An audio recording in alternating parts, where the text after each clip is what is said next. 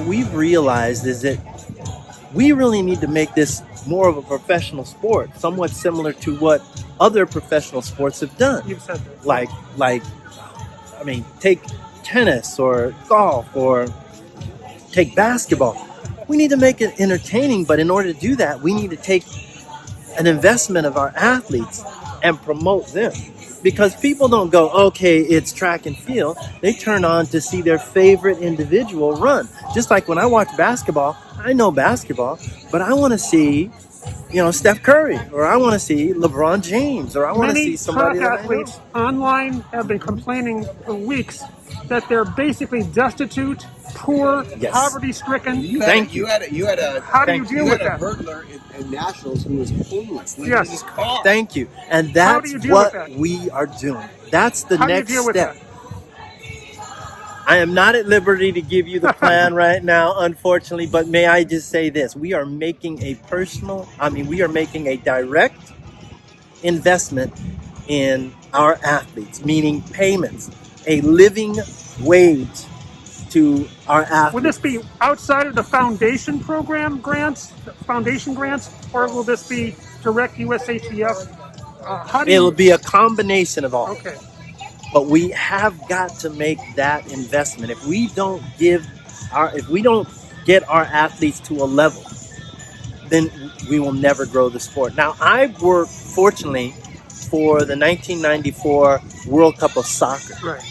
There was no MLS, Right. but we started to develop the MLS. And when we got to a point where the MLS was going to take off, we realized that in order to really make this, we had to give our athletes a base salary like in other sports.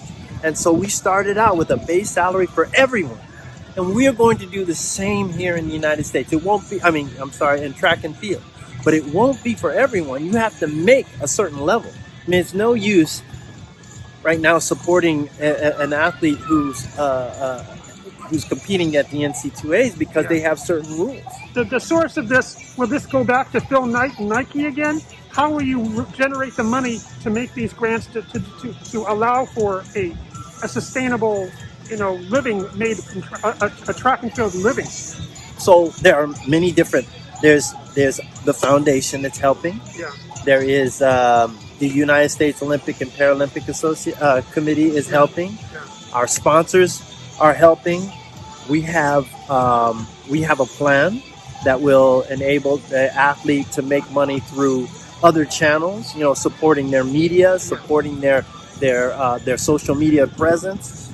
These are all programs that we are developing right now to help put our athletes in a state where you will no longer hear so-and-so is, had to live in their car because they couldn't find a place to afford to train. So. We're all old enough to remember a time when track in this country was completely different.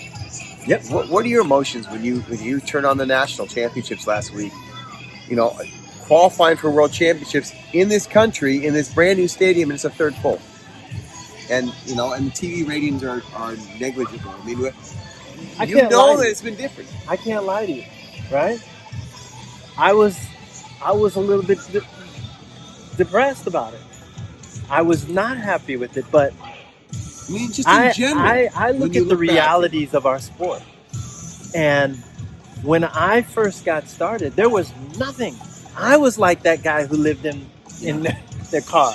After I graduated from, after I graduated from UCLA, there was nothing for me, right? All I had to work, I had to spend my, whatever I could. I didn't have parents who could afford to say, oh, I'm going to take care of you. So it was all on me. Now, we realized that in 1980 that we boycotted. And because of that boycott, several of us got together and said, we will not stand for this anymore. You're going to take away our ability to make money through sponsors because, after you win a gold medal, you can go on Wheaties or something. Yeah. No. Well, we decided we'd start this trust fund. And the trust fund was, we could make enough money to put into this trust fund to keep us, quote unquote, amateurs so we can compete in the Olympic Games. That slowly became, oh, you can make as much money as you want, and eventually it was just wide open, right? So the sport has grown.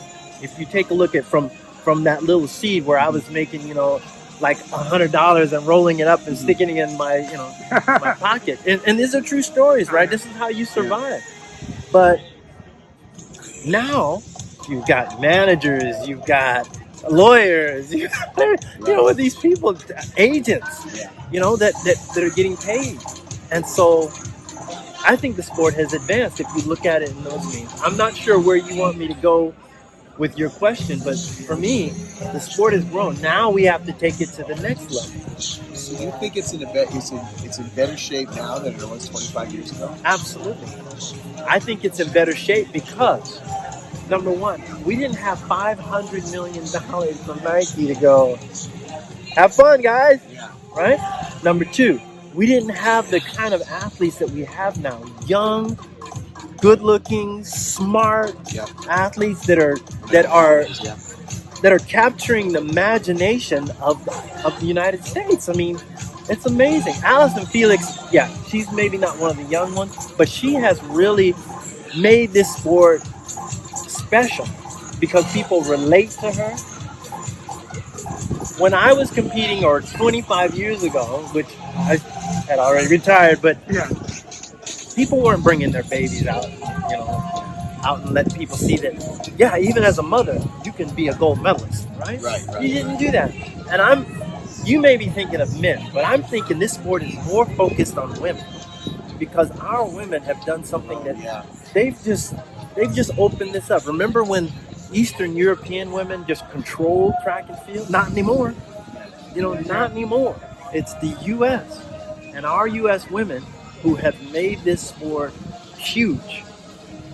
Granted, it started probably way back with, like the Evelyn Ashfords, and then Jackie Joyner Kersey, and of course FloJo. But once that hit, boom, it just took off. And now we have people going on Dancing with the Stars. We have people doing, real life, big time media events.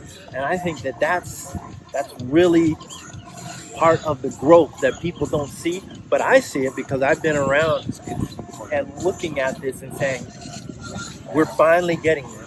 The next step is to come, and it will happen between now and 2030. You think Eugene will be a little bit of a springboard? It is the springboard. It is the springboard, and it's all planned for that.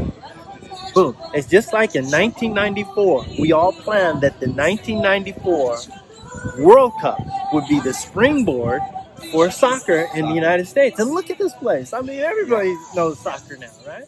It's gonna happen.